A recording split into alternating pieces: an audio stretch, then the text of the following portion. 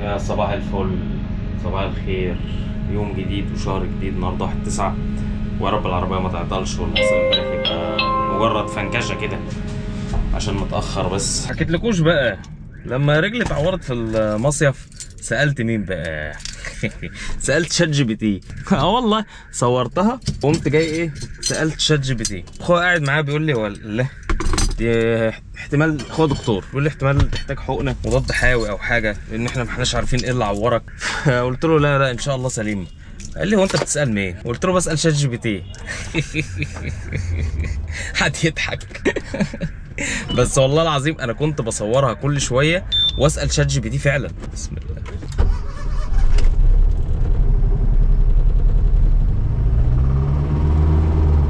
طب الحمد لله دارت من اول مره.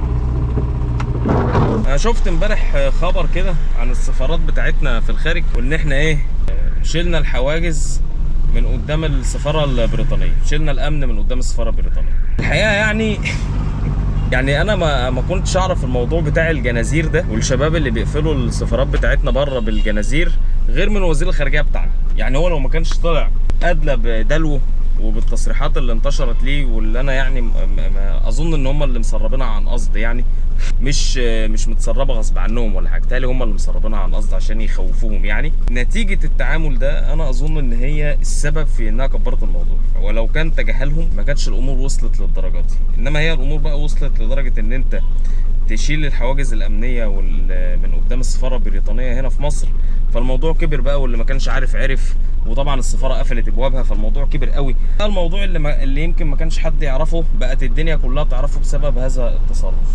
والحقيقه انا شايف ان السيد وزير الخارجيه بتاعنا يعني بالطريقه بتاعته اللي هو بيتعامل بيها، هو يعني لو في منصب امني متاح هو يصلح له الحقيقه، يعني انما مش وزاره الخارجيه، لان وزاره الخارجيه عايزه دبلوماسيه اكتر من كده. توكلنا على الله. سامعك يا اللي بتقول تعالى علمه يا عم، ولا علمه ولا يعلمني، بس هو يعني التصرف ان وزير الخارجيه يقول اللي يجي قدام السفاره امسكوه دخلوه جوه اضربوه على مسؤوليتي يا راجل، ده يعني مش كلام دبلوماسي ومش كلام يتقال في فيديو ومش كلام يتسرب يعني. فللاسف يعني سوء تعامل كبر الازمه اللي هي اصلا كان ممكن تنتهي بالتجاهل. المهم بقى اكمل لكم. انا حرفيا بسال شات جي بي تي في كل حاجه، يعني اي حاجه ببقى محتار فيها بسال شات جي بي تي على طول. هذا اللي بيجاوبني والاجابه بتاعه بتطلع صح وبتطلع مفيده. الستات دايما بيجروا وهما بيسوقوا، ما لاحظت الحكايه دي؟ حتى زمايل الستات اللي معاهم عربيات دايما بيجروا، ما فيش حد فيهم بيسوق بالراحه.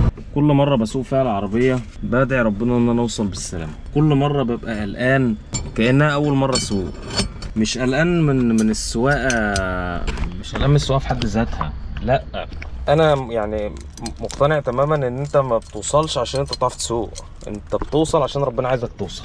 ببقى قلقان وخايف انه يعني يجي يوم ربنا سبحانه وتعالى يبقى غضبان عليا وان انا ما اوصلش واعمل حادثه بعد الشر او حاجه. يعني رخر حتى وانا نازل من الشغل قبل ما بصلي وادعي ربنا ان انا اوصل بالسلامه، يعني مع انه مشوار مش طويل، بس انا برضو ببقى يعني ما بعمل كده ببقى مرتاح. بدعي ربنا ان هو ينجيني في وجع الاقدار، وانه ينجيني فيني شر الطريق، يعني لانه ما لهاش كبير وما يعني كل يعني انا عملت كذا حادثه وكلهم انا مش غلطان، يعني انا اللي مخبوط. يعني واحد خبطني من ورا، واحد وما وقفتش فجأة ولا حاجة، هو الطريق كله وقف بس هو كانش بص قدامه. واحد تاني الله يسامحه كان راكب عجلة وقرر انه يعدي الطريق بالعرض من غير ما يبص، خبط لي الباب هنا. فكلها حاجات بتاعت ناس تانية، يعني مش غلط انا يعني. المهم يلا نروح نمضي عشان نبطل القر ده كده هيضيع الوقت. تقريبا انا الوحيد اللي بيروح الشغل شايل شنطة المدرسة دي على ظهري. من اوائل انا الوحيد، مش من اوائل، انا الوحيد. هو ما بتكسفش عادي يعني، طول ما انا ما بعملش حاجه عيب ما بيهمنيش يعني. انا عمال اصور فلوجات وما نزلش منهم ولا واحد. عمال اصور وارمي على الكاميرا لان مانيش فاضي.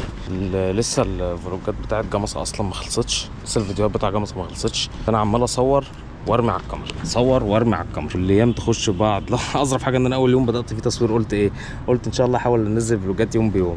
في المشمش خلاص بقى، في المشمش فشلت هذه القصه. ما عنديش وقت. عنديش وقت اطلاقا يعني، صعبه جدا جدا الحكايه دي. عايزه واحد متفرغ بقى، يصور وينزل يوم بيوم وبتاع. عايزه واحد ده يبقى اكل عيشه، وانا ده مش اكل عيشي يعني. خصوصا ان هو لو اكل عيشي كان زمان يبقى قطع شرايين يعني. الفيديوهات تقريبا ما حدش بيتفرج عليها، انا بعملها لمزاجي او للتوثيق او الذكرى يعني. السلام عليكم. خلصنا شغل الحمد لله، وكنت بتكلم الصبح في الموضوع بتاع السفارات ده وقفل وازاله الحراسه من قدام السفاره. هي الصراحه بصوا يعني في جانب ايجابي في الموضوع عايز اقوله ونسيت اقوله الصبح، اللي هو ايه؟ اللي هو ان احنا نوسع الشوارع بتاعتنا بقى والحواجز الامنيه تتشال. هم بره ما بيعملوش الكلام ده، ما بيقفلوا لناش شوارع ولا بيقفلوا. يعني المواطن مهم، اهم من السفاره وكل حاجه. بس نشيل بقى الحواجز ونشيل الكلام اللي احنا قفل الشوارع والكلام ده، هيبقى حاجه يعني ايه يعني كويسه، ناخدها فرصه بقى وعلى كله بقى. زمان كنت اطلع اركب العربيه عايز اطير مستعجل، عايز اوفر دقيقتين. ما كبرت شويه عقلت، بقيت يعني شايف انها مش مستاهله اوفر الدقيقتين ليه يعني، على مهلنا في التأني السلامه. ربنا يستر طريقنا. جو الايام ديت الحمد لله احسن من الايام اللي فاتت. عندي مشوار مش مروح انا، بس ماشي في شوارع مكسره، وانا ما اكرهش اكتر من المشي في الشوارع المكسره، ما بحبش امشي فيها ابدا. بس مفيش بقى حل، مضطر يركب الصعب. فين بقى المكان اللي انا رايحه؟ تهيألي هو هنا.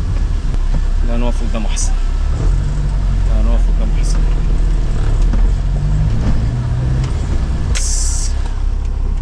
نسأل الله السلامة. يا اخي ينعل ابو رش المية ده، رش مية ليه يا عم؟ على مهلك يا حاج، على مهلك، اوعى تبص على العربيات. انا بستغرب قوي الناس اللي بيعدوا الطريق من غير ما يبصوا على، وبعدين اغلبهم ستات، بالذات الستات يعدوا الطريق وما يبصوش على العربيات. طب يعني انت ما تعدي الطريق وما تبصش على العربيات، العربيه هتتكسف، العربيه هتتكسف مثلا، هتقول لا الست ديت ما بصتش فانا مش هخبطها. ما العربيه تخبطك يعني، لو اللي سايق مش واخد باله ما هيخبطك. هتقول لي ايوه ماشي يا عم عمرو، ما انت لما تخبطها يبقى انت اللي غلطان. يا عم انا غلطان يا عم، انت استفدت ايه بقى لما اتخبطت واتصبت واتعورت؟ انت استفدت ايه بقى؟ ما انت ما استفدتش حاجه يعني. يعني القصه بتاعت القاء اللوم على مين اللي غلطان مش هتفيدك باي حاجه، لان انت اتاذيت. في مكان في مكان حلو بيرفكت، جميل. هنبص بس على الابعاد. العربيه بتاعت هذا الشخص اللذيذ راكنه يعني بقالها 3-4 ايام، والتراب كلها وحالتها بالبلة. زي الفل. صحيت منتجت فيديو قبل ما انام، كان ايه سبت الكمبيوتر يرفع الفيديوهات. كان حد سألني بالمناسبة على اليو بي اس، هو بيعمل عندك صوت ولا لا؟ يو بي اس هو ده الصوت اللي هو بيعمله. بس كده انا بستنى ثواني بس ان هو يظبط الكهرباء بتاعته. اول تكه كده هو هيفصل، خلاص كده فصل كده بايد الكمبيوتر. مش اي اصوات تانية بقى. هو اللي سألني السؤال انا ما يعني ايه ما فهمتش قوي قصده ايه بالاصوات يعني. مهم ده اليو بي اس. عملت كوبايه شعير اللي هو بديل قهوه، وجبت لي حاجه كده كلها عشان ايه لزوم العك يعني. المفروض ان النهارده مفيش تمرين، النهارده راحه. ولو اني فكرت والله ان انا انزل الجيم بيقفل الساعه 2، وبعدين قلت لا اقعد منتج شويه وارتاح، خليك قاعد في البيت احسن. هيا بنا الى المونتاج.